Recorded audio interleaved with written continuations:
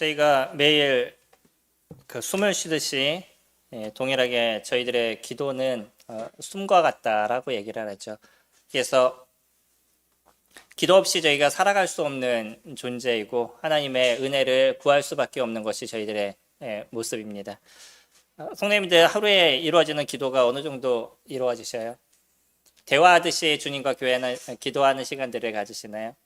어떤 마음의 감정이나 생각이 일어날 때 또 그때마다 주님 앞에 기도하는 시간들이 되시는지 모르겠습니다. 저희가 기도가 자연스러워지면 그렇게 나에게 즐거움이 있을 때 주님 즐거워요, 기뻐요 라고 기도할 수 있고, 어려울 때 마음이 이렇게 어려워요, 주님 이런 마음을 좀 붙잡아 주세요 라고 기도할 수 있는, 그러니까 누군가 옆에서 나의 친한 사람과 같이 이야기하듯이 우리들의 기도는 그렇게 자연스럽게 이루어지게 됐었을 때 내가 하루의 삶을 하나님과 동행한다라고 이야기를 하는 거죠. 물론 기도는 여러 가지 조금의 형식들이 있을 때가 있습니다. 그러나 제일 중요한 것, 나의 가장 소중한 사람과 자연스럽게 대화하듯이 그런 기도가 이루어져야지만 우리의 신앙의 어떤 진보들이 일어나게 됩니다. 그 중에서 오늘의 주님께서 얘기하시는 기도의 방법에 대한 부분들은 기도에도 몇 가지의 어떤 형식들이 있다라고 저희들에게 이야기를 합니다. 무엇을 하든지 사실은 방법을 알게 될 때 조금 더 좋아지지 않을까요?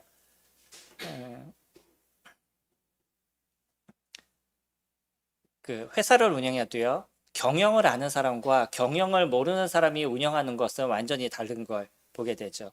나라의 대통령이 바뀌어도 그 나라를 운영할 수 있는 힘이 있는 사람과 그러지 않는 사람이 나라를 운영하게 됐었을 때 나라의 어떤 문제들이 발생하는 것들을 또 저희들이 경험하는 것처럼 어떤 일을 하게 될 때도 그 일을 할 수 있는 방향과 방법을 알게 됐었을 땐 좀 더 잘 처리할 수 있는 부분들, 더 많은 어떤 효율적인 부분들이 나타나는 것들을 저희들이 발견하게 되죠.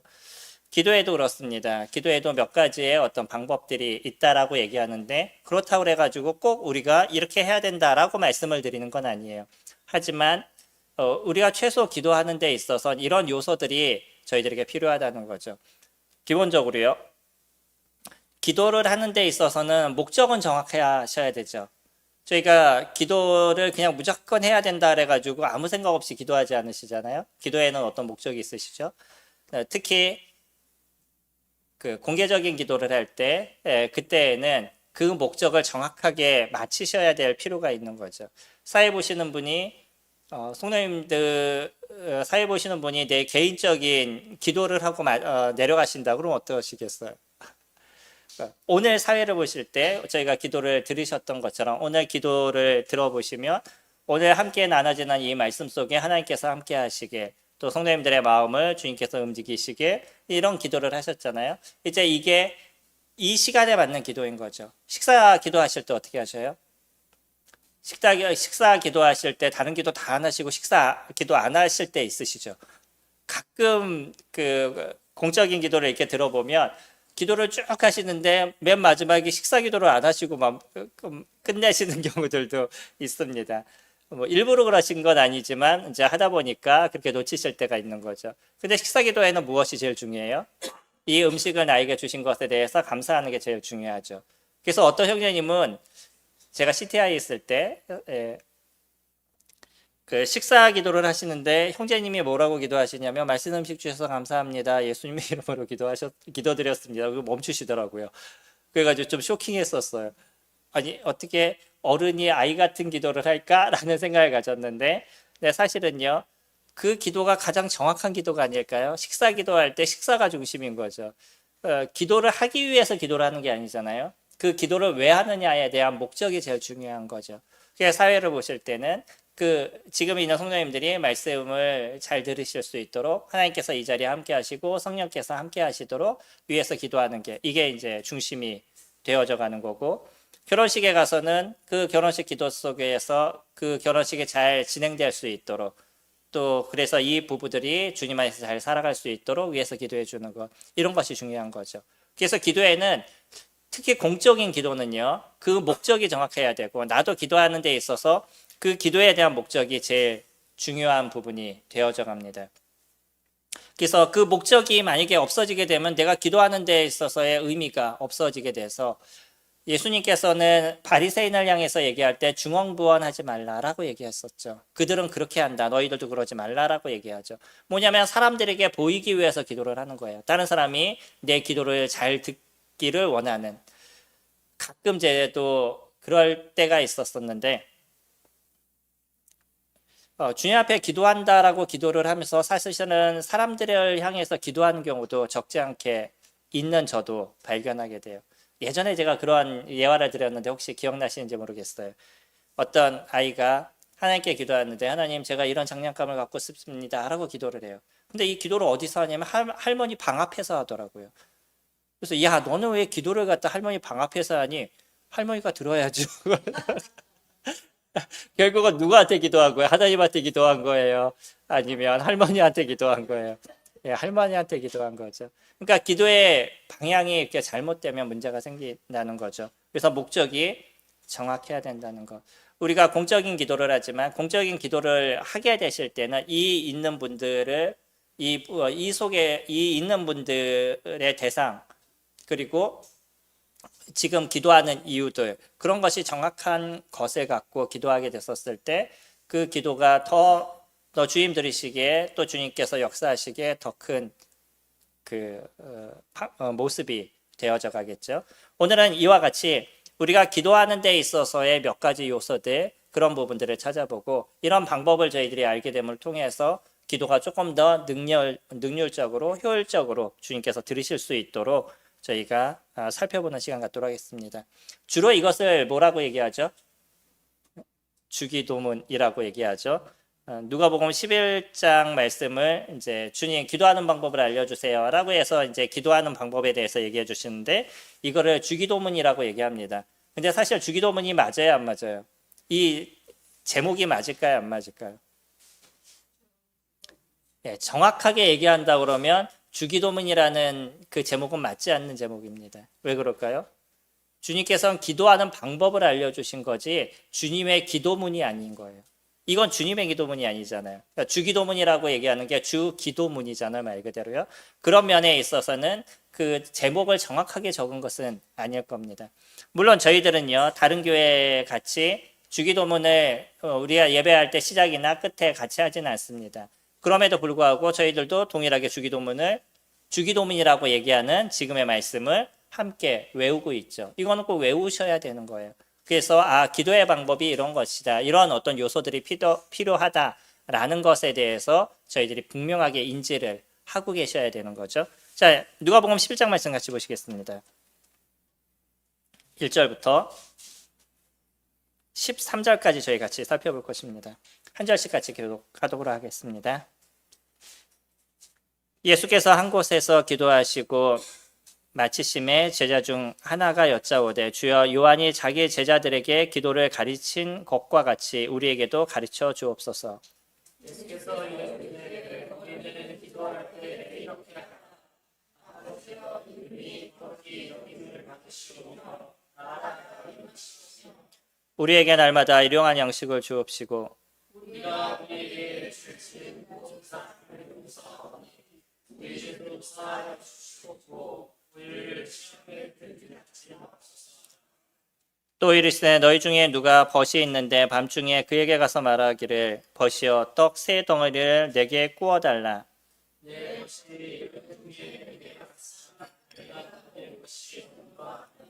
그가 안에서 대답하여 이르되 나를 괴롭게 하지 말라. 문이 이미 닫혔고 아이들이 나와 함께 침실에 누웠으니 일어나 내게 줄 수 없노라 하겠느냐.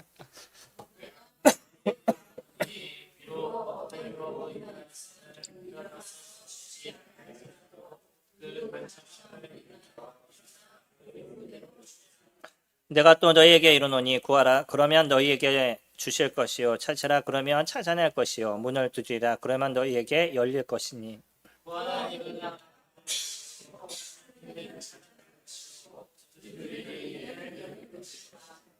너희 중에 아버지 된 자로서 누가 아들이 생선을 달라 하는데 생선 대신에 뱀을 주며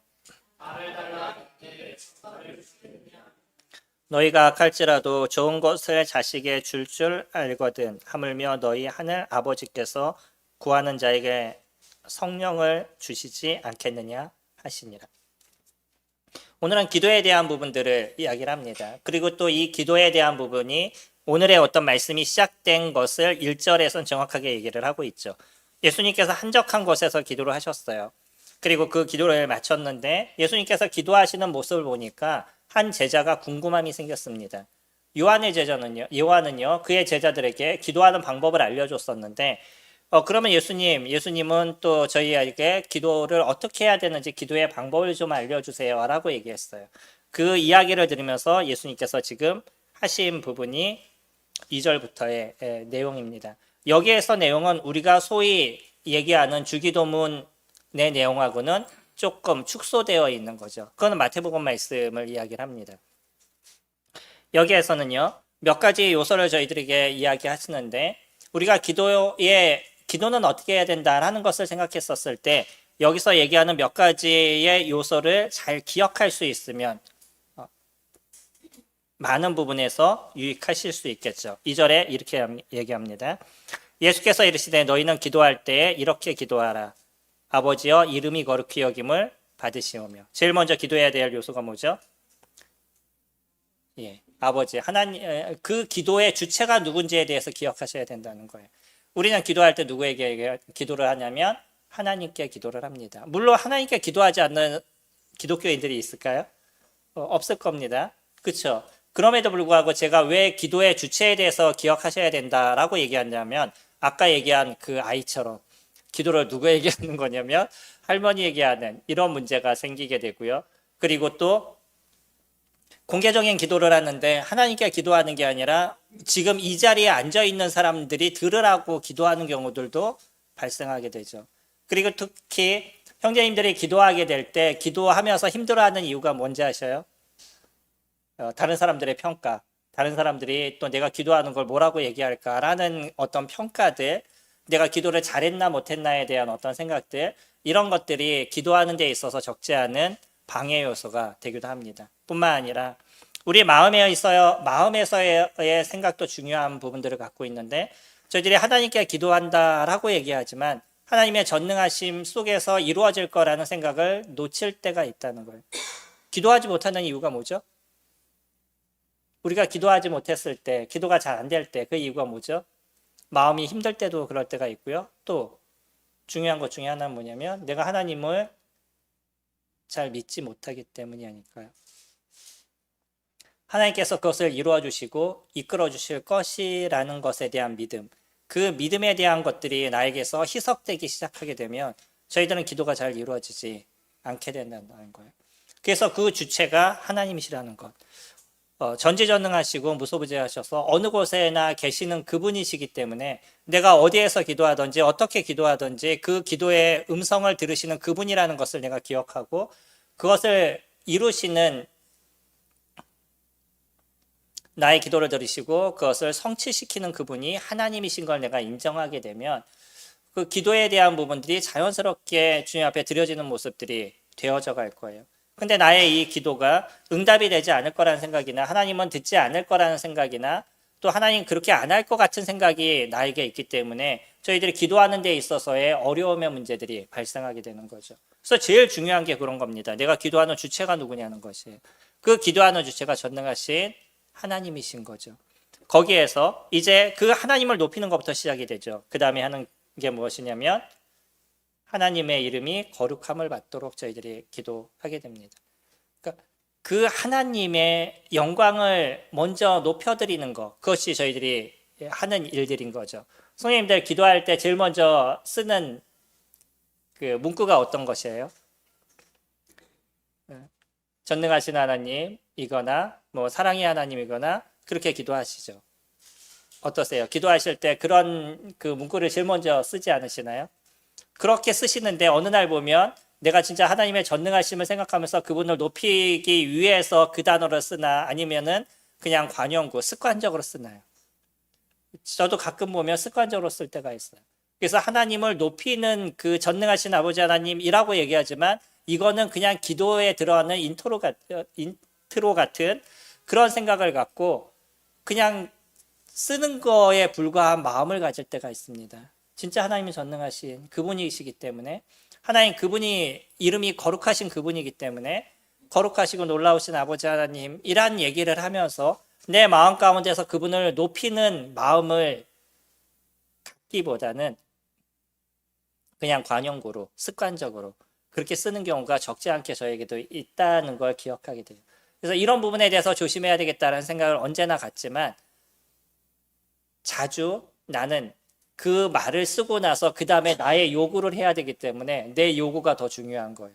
그래서 전능하신 아버지 하나님이라고 얘기하면서 그 다음에 주님 그래도 이런 건 이렇게 해주셔야 되지 않아요? 이게 중심이 되어져 버리는 거죠. 그러면 하나님을 높이는 것에 대해서는 이미 나는 생각을 갖고 있지 않다는 거죠. 이런 부분에 대해서 저희가 조금 더 고민할 필요가 있습니다. 저희들은요, 그분의 크심과 그분의 놀라우신 그분의 속성을 먼저 기억하고 그분에게 영광을 올려드리는 이것부터가 저희들의 기도의 시작이 되어져 가야 되는 거죠.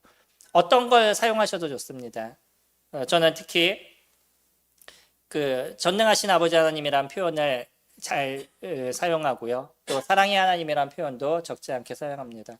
하나님의 그 사랑하심과 놀라우심이 지금 나에게까지 이 구원의 은혜가 이루어졌고, 그 하나님의 사랑하심을 내가 알물 통해 가지고 그 하나님 앞에 나아갈 수 있는 힘이 나에게 생겼기 때문에 그런 사랑의 하나님에 대한 부분을 저는 잘 사용합니다. 성령님도 어떠한 것을 통해서 그분의 이름을 높일 수 있는 부분이 되는지는 모르지만 그분의 이름을 높일 수 있는 그 단어들을, 그 문구들을 사용하실 수 있으면 좋겠죠. 그리고 두 번째는 하나님을 위한 기도 중에 중요한 것이 하나님의 나라에 대한 부분입니다.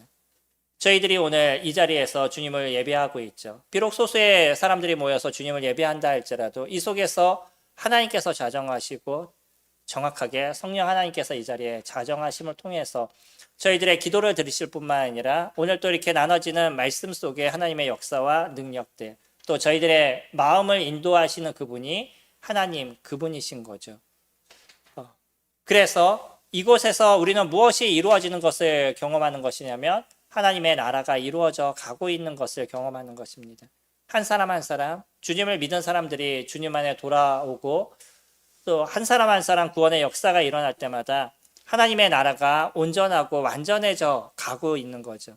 이 하나님의 나라는요, 예수 그리스도 그분이 이 땅에 오시게 될 때 완전하게 이루어지게 될 겁니다. 지금 그 하나님의 나라가 완성되어져 가고 있는 시기인 거죠. 그렇기 때문에 저희들도 무엇을 위해서 기도하게 되냐면 하나님의 나라가 이 땅에 온전하게 이루어지게 위해서 기도하게 되죠. 물론 예수 그리스도 그분이 이 기도에 대한 내용을 설명하시는 그때에는 아직 하나님의 나라가 완전하게 이루어지는 그때는 아니었던 거죠. 정확하게 하나님 나라가 이루어진 것은 성령 하나님께서 이 땅에 오셨을 때, 그럼에도 불구하고 예수 그리스도 그분께서 사람들을 향해서 이렇게 표현하셨죠. 하나님 나라가 여기 있다 저기 있다 그래도 믿지 마라. 하나님 나라는 너희 안에 있느니라 라는 표현을 쓰셨는데, 그 이야기는 어떤 것을 하신 거냐면 예수 그리스도 그분의 통치, 하나님의 통치를 인정하는 그곳이 하나님의 나라이심을 선포를 하신 거였죠. 그래서 성령 하나님께서 이 땅에 오시게 되고 성령님께서 우리 내면에 계시면서 그분의 통치를 받고 그분의 음성을 듣는 시간들을 가져가게 될 때, 그때 온전한 하나님의 나라가 시작이 되었던 거죠. 저희들은요, 그런 하나님의 나라가 온전히 이루어지고 하나님의 통치를 받는 사람들이 온전하게 만들어지는 그때를 저희들이 소망하게 됩니다. 그래서 그 일을, 하나님의 나라를 위해서 기도하는 것, 그건 저희들이 또 드려야 될 아름다움의 모습이 되어 가겠죠. 이것이 하나님을 위한 이제 기도에 대한 부분이죠. 두 번째는요, 우리가 하나님을 위해서 기도했다 그러면 3절에 우리에게 날마다 일용할 양식을 주옵시고, 내 삶에 대한 기도에 대한 것을 이야기합니다. 간혹 제가 예전에 힘들었던 거는요, 저를 위한 기도가 잘 되지 않았었어요. 성령님들 어떠셔요? 사람마다 조금 특징이 있습니다. 어떤 사람은 다른 사람을 위한 기도는 편한데 나를 위한 기도는 잘 안 되는 경우가 있어요. 또 어떤 사람은요, 나를 위한 기도는 너무 잘 되는데 다른 사람을 위한 기도는 안 되는 경우가 있어요. 이 두 가지는 잘 융합이 돼야 될 필요가 있는 거죠. 나를 위한 기도도 필요합니다. 그리고 다른 사람을 위한 중보의 기도도 중요한 거죠. 여기에서는요, 우리의 일용할 양식을 위해서 기도하라라고 얘기합니다. 지금 때 성도님들 먹을 걸 위해서 기도하시나요? 아침에 일어나서 오늘 제 먹을 걸 주세요라고 기도하시는 분 계시나요? 지금은 그런 시대는 아닐 겁니다. 근데 이때는요, 진짜 먹고 사는 게 문제였던 거죠. 하루하루 하나님의 도우심과 그분의 인도하심이 없으면 먹는 것이 문제가 되는 시대가 그때의 모습이었었어요. 지금은요, 단지 먹을 것을 위해서 기도하라라는 게 아니라 우리들의 일상생활 속에서 하나님께서 함께 하시기를 위해서 저희는 기도해야 될 필요가 있는 거죠. 우리에게 필요한 물질을 공급하시고 우리가 살아갈 수 있는 안전을 주시고 건강을 주실 수 있도록, 이것 또한 우리가 해야 될 기도에 대한 부분입니다. 어려움의 문제가 있으시나요? 가정적인 해결해야 될 문제가 있으시나요? 주님 앞에 내려놓고 기도하시기 바랍니다. 주님은 아실 거니까 그냥 해결해 주시겠지라는 것도 뭐 좋은 마음일 수 있습니다. 근데 더 중요한 거는요, 그 상황 그대로를 하나님께 내려놓고 기도하시는 것들, 하나님의 전능하심과 전지하심 속에서 나의 삶을 그분 앞에 의지할 수 있는 것들, 그랬었을 때 하나님께서 어떻게 인도하시고 어떻게 이끌어 가시는지를 저희들이 경험하게 돼요. 저도 이번에 성도님들께 뭐 다 얘기하진 못하겠지만 한 가지의 사건 속에 해결될 것 같으면 문제가 생기고 문제가 생기는 것 같으면 해결이 되고 막 이렇게 반복되는 부분들이 있었어요. 그것이 얼마 전에 완전히 해결이 됐는데, 그것을 위해서 기도할 때마다 하나님께서 이뤄 가시는 손길이 무엇인지를 경험하게 돼요. 만약에 제가 기도를 하지 않았다 그러면 하나님께서 어떻게 이끌어 가시는지를 제가 알지 못했을 겁니다. 놀랍고 특별하게 다른 사람과 얘기를 해보면 다른 사람에게서는 그렇게 이루어지지 않을 상황이 저에게는 잘 이루어져서 어렵지 않게 문제가 해결될 수 있는, 마음은 졸였지만 그러나 하나님께서 결국 도우심을 통해서 문제가 잘 해결되는 그런 경험을 하게 됐습니다. 별 수 없이요, 저에게도 이게 문제가 생기면 아주 큰 문제가 생기고 저희 가정 전체에 문제가 생길 수 있어서 기도하게 되더라고요. 그런 경험 있지 않으시나요? 지금의 상황이 너무나 힘들어서, 이 문제가 해결이 되자면 너무나 어려워서 기도할 수밖에 없는 상황들, 그때뿐만 아니라 우리 살아가는 삶의 일상생활을 위해서 매일의 그 시작할 때 주님 앞에 기도하는 시간들을 가지시기 바랍니다. 먹고 마시고 자는 것들, 이 모든 것이 하나님의 손 안에서 이루어지지 않으면 우리들이 살아가는데 한순간도 바른 삶을 살아가지 못할 겁니다. 저희가 지금 일어나는 사건 중에 가장 큰 사건이 뭐죠? 우리나라하고는 상관이 없을 수 있지만 이스라엘이 이란을 또 침공을 했죠. 폭격을 하다 보니까 또 이란도 가만히 있지 않아서 또 몇백 발의 미사일을 또 이스라엘에 쏘게 되고, 또 이스라엘은 또 가만히 있지 않고 또 보복하겠다라고 얘기하는, 이게 심해지면 또 전면전으로 이루어질 수 있는, 쉽지 않은 겁니다. 왜냐하면 이스라엘과 이란이 거리가 어느 정도 되는지 아시나요? 국경이 바로 맞닥뜨려 있었으면 바로 전면전이 일어날 수 있는 상황이지만 이스라엘과 이란은 국경이 맞닿아 있지 않아요. 이스라엘과 이란의 그 거리가 한 1000km 정도 됩니다. 그러니까 상당히 긴 거리예요. 그 긴 거리를 갖다 미사일을 쏘면서 서로 싸우고 있는 거예요.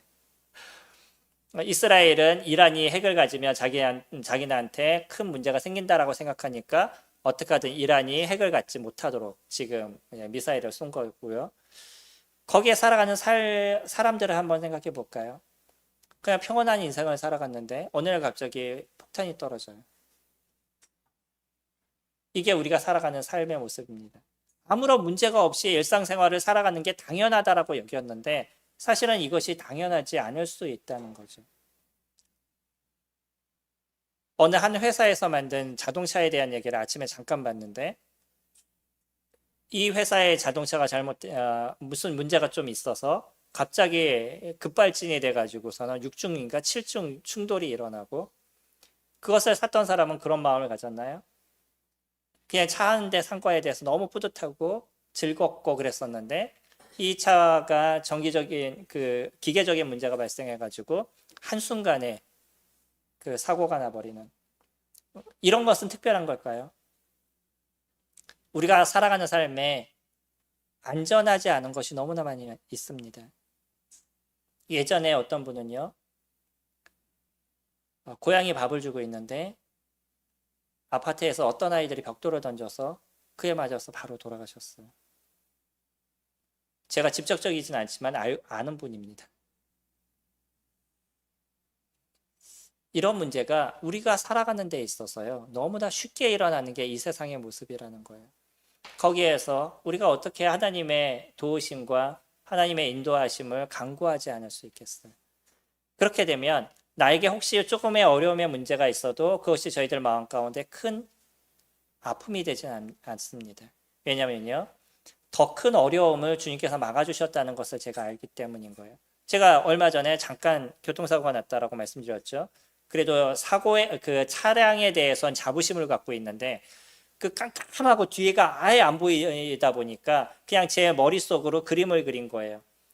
주차장이니까 당연히 사각형이고 그럼 여기서 뒤로 조금만 가면 문제가 없고 그래서 뒤로 조금만 후진했다 앞으로 가야지 라고 갔는데 사실은 그 주차장은 라운드로 되어 있더라고요. 이렇게.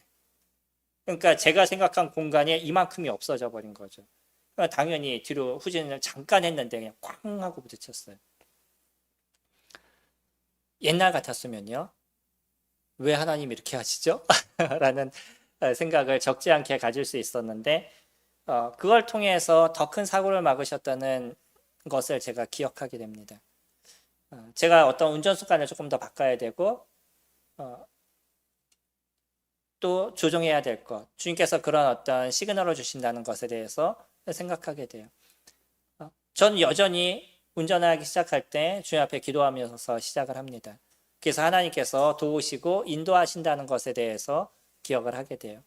기도는 그런 것입니다. 저희가 하나님의 선하심, 혹시 어떤 문제가 발생해도 하나님께서 안 막아주셔서 이런 어려움이 생긴 것이 아니라 더 큰 어려움을 막아주신 주님이시라는 것에 대해서 제가 기억하기 때문에 그런 생기는 문제에 있어서도 이제는 하나님의 도우심에 감사할 수 있는 마음이 생기는 거죠. 이것이 나의 삶을 일용할 양식을 위해서 기도하는, 나의 인생을 위해서 주님 앞에 기도하는 그 기도를 통해서 만들어지는 것이죠. 그 다음에는요, 4절에 보시면 우리가 우리에게 죄 지은 모든 사람을 용서하오니 우리 죄도 용서하여 주옵시고, 우리의 영적인 삶을 위해서 저희가 기도해야 될 필요가 있습니다. 특히 죄와 관련된 부분인 거죠. 우리 죄에 대한 것을 주님 앞에 내려놓고 기도하는 것들, 그것이 다른 사람에 대한 아픔에 대한 그 안 좋은 생각이라던 아니면 내가 내 속에 품고 있는 죄에 대한 다른 부분이라던 또 어떤 내 유익을 위해서 다른 사람에게 고통을 주는 부분에 대해서 나는 또 내 이익을 취하기 위해서 그것을 눈 감으려는 그런 마음이라든 어떤 것이든 죄와 관련된 부분에 있어서 내려놓고 기도할 수 있는 부분들, 이것이 저희들에게 필요한 부분인 거죠. 내가 죄에 대한 부분에 있어서 무감각해지기 시작하면 하나님의 선하심의 손길을 경험할 수가 없어요. 저희들의 기도는요, 우리를 살펴보고 나의 자신에 대해서 하나님께 내려놓고 여전히 내 죄에 대한 모든 걸 해결하신 그분이시지만 이 땅을 살아가는 가운데 일어난 죄 또한 저희들 회개하는 시간들이 필요하기 때문에 또 주님 앞에 이 죄에 대한 부분을 내려놓고 기도할 수 있는 부분들이 저희들이 이루어지게 될 때 저희들의 영적인 삶이 깨끗해져 가는 것을 저희들이 경험하게 될 겁니다. 저희들은요, 여전히 죄성 가운데서 살아가고 있는 존재라서 이 죄성을 하나씩 하나씩 버려놓고 또 주님께서 주시는 더 큰 은혜를 경험하는 모습들이 되어져 가죠. 그래서 저희들이 기도할 때 그래서 나의 이 죄에 대한 부분들, 또 주님 앞에 회개하는 마음들, 이런 것들이 저희들에게 필요하고요. 마지막으로 무엇에 대해서 얘기를 하냐면 우리를 시험에 들지 말게 해달라고 기도하라고 이야기합니다. 얼마나 많은 시험이 있으셔요? 하루를 살아가면서도 적지 않은 시험이 있지 않으시나요? 머릿속에 일어나고 있는 많은 유혹들, 주로 여기서 얘기하는 시험은 하나님께서 우리를 시험하시는 것이 아니라 내가 갖고 있는 유혹이에요. 내 마음에 있는 유혹이 잘못된 것에 대해서 손을 대게 되는 이런 시험에 대한 부분을 주로 이야기를 합니다. 적지 않은 많은 것들이 오늘 하루를 살아가면서 내 머릿속에서 일어나게 돼요. 이런 속에 있어서 내가 시험에 빠지지 않도록 주님께서 도와주시기를 위해서 기도하는 것. 아주 이 단순한 몇 가지를 주님 저희들에게 얘기하십니다. 이것이 기도의 방법이에요. 이런 몇 가지를 놓고 기도하게 될 때 그런 어떤 패턴을 우리가 정확하게 인지하고 이런 방법을 저희들이 인지하고 주님 앞에 기도하게 될 때 하나님께서 이루시는 역사들을 저희들이 더 효율적으로 정확하게 경험하게 된다는 거예요. 그러면서요, 주님은 이 기도가 하나님께서 왜 들으셔야만 되는지에 대한 그 이유를 저희들에게 설명해 주시죠. 5절에 또 이르시되 너희 중에 누가 벗이 있는데 밤중에 그에게 가서 말하기를 벗이여 떡 세 덩이를 내게 구워달라. 내 벗이 여행 중에 내게 왔으나 내가 먹을 것이 없노라 하며 그가 안에서 대답하여 이르되 나를 괴롭게 하지 말라. 문이 이미 닫혔고 아이들이 나와 함께 침실에 누웠으니 일어나 내게 줄 수 없노라 하겠느냐. 내가 너에게 말하노니 비록 벗됨으로 인하여는 일어나서 주지 아니할지라도 그 간청함을 인하여 일어나 그 요구대로 주리라. 지금의 사람들은요 이렇게 하면 욕하죠. 안 그러시겠어요? 자고 있는데 누가 요령 눌러서 옆방에서 이것 좀 빌려줘 그럼 화나서 욕하지 않으셔요? 요즘 시대도 옛날하고 좀 다를 겁니다. 근데 옛날의 시대에는요 이렇게 누군가 그냥 간청하고 이것 좀 주세요라고 얘기하면 그냥 힘들어도 주는 그런 그 조금 열린 마음이 있었죠. 우리나라도 그러지 않나요? 시골은 예전에 인심이 좋으셨잖아요. 그래서 저희 장모님도 장모님이 아니라 저희 장모님의 시어머니, 예, 저희 그 자매 할머니죠.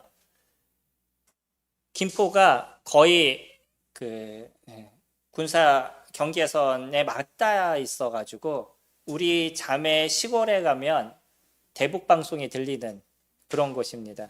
그러다 보니까 거기에 이제 군인들이 많이 있어서 지금은 군인들이 잘 먹잖아요. 뭐 월급이 저보다 많더라고요. 병장이 받는 월급이.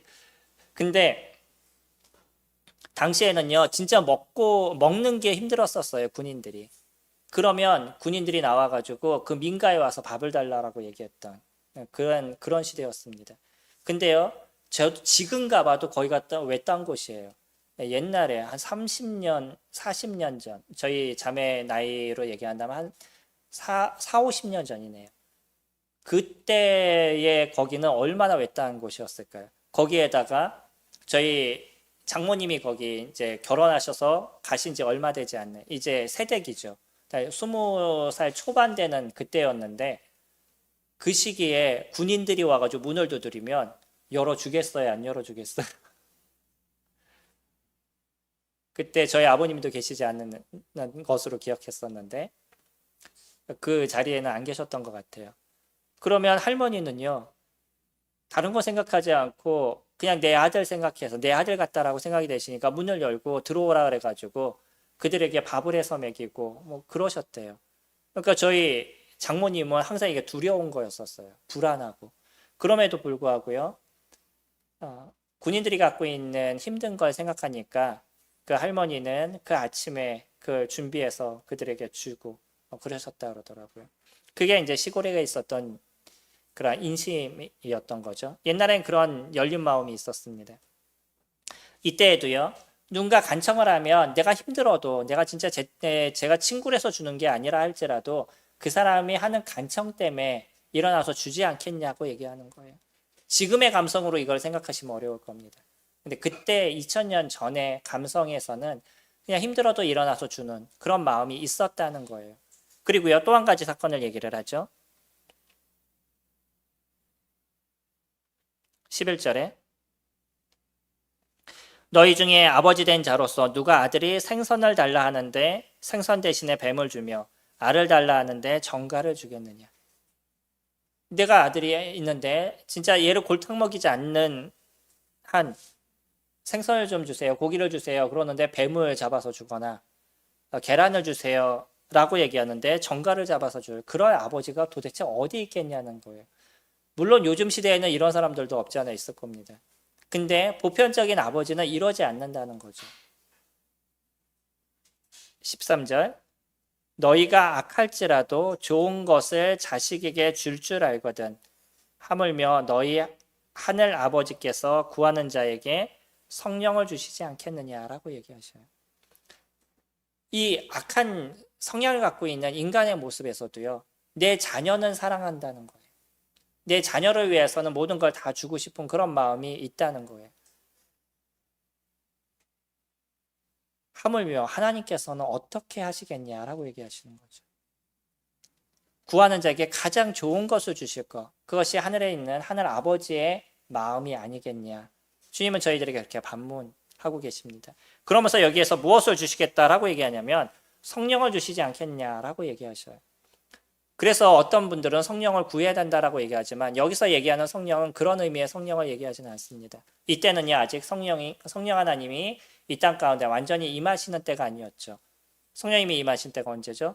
성경에서 보면 오순절 사도행전 2장에서 성령께서 임하시게 됩니다. 그래서 앞으로 오게 될 성령에 대한 부분을 얘기하실 부분이 될 거고요. 믿는 크리스찬들에게 얘기하는 건 뭐냐면 성령의 역사에 대한 부분을 얘기하신다는 거예요. 여러분들이 구하시면요, 성령님께서 그 가운데 역사해 주시겠다는 거예요. 하나님께서 함께 해주시겠다는 거예요. 가장 좋은 것으로 채워주시겠다라는 거죠.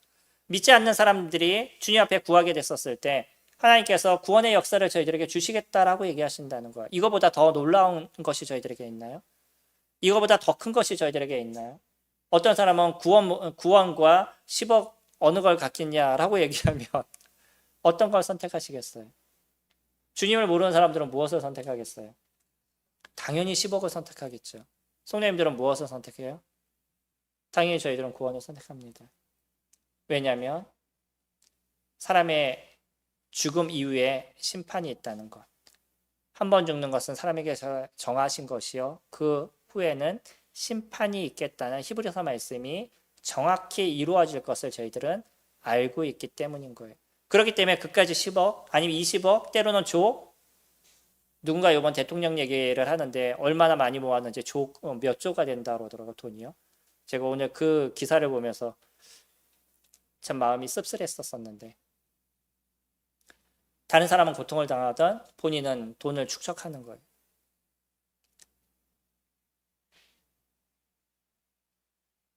그런 돈이 있다 할지라도 저희들에게서 더 소중한 것은 하나님의 나라에서 하나님과 함께 살아가는 것이죠. 우리가 주님을 믿는 사람에게 주님께서 저희들에게 성령 하나님이 함께 하시는 그런 은혜를 주시겠다라고 얘기합니다. 그래서 많은 사람들이 그냥 좋아하는 얘기, 11장 9절. 내가 또 너희에게 이르노니 구하라 그러면 너희에게 주실 것이요, 찾으라 그러면 찾아낼 것이요, 문을 두드리라 그럼 너희에게 열릴 것이니 구하는 이마다 받을 것이요 찾는 이가 찾아낼 것이요 두드리는 이에게 열릴 것이다. 무조건 자기 유익만을 위해서 구하는 그것을 얘기하지 않는다는 걸 충분히 아시죠?